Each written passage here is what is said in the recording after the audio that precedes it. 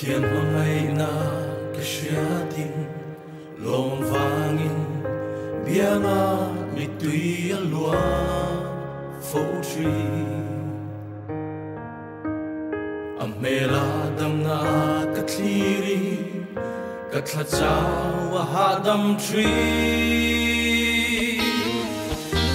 apangima kashia kunna chua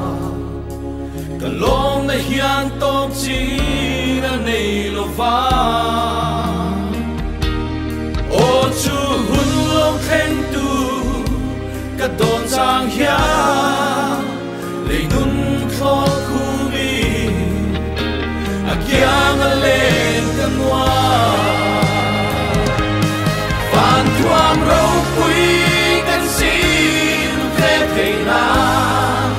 ka the ga kong na kwa na rong si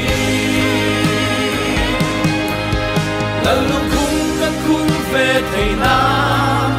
ling lu kung na ron tu ma sa tuan nun kan nei thei na lei le va la meu chua na nu min na yang eva pang lai la soi fia sen ruan ni lo fe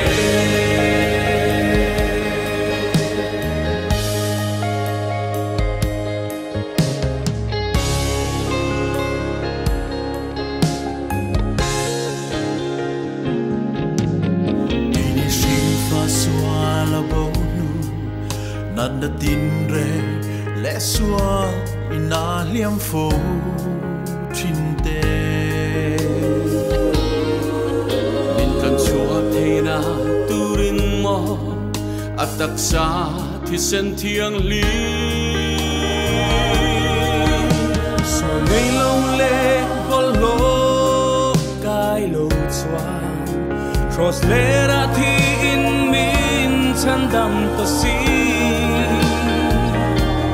thil dang reng kan tan hia angai to lo ril ru tak sa thara dam na to kan ni ama a chuan tu kan nei lo ka thian mang nei na chuan ram ri na nei si lo chen pak lo na re a nei lo le dan in thiam lo ma la ngai na chuan a tuam tau tu che nun kan nei na mi fel fam kim chu ko vel hian thiam lo a chan ti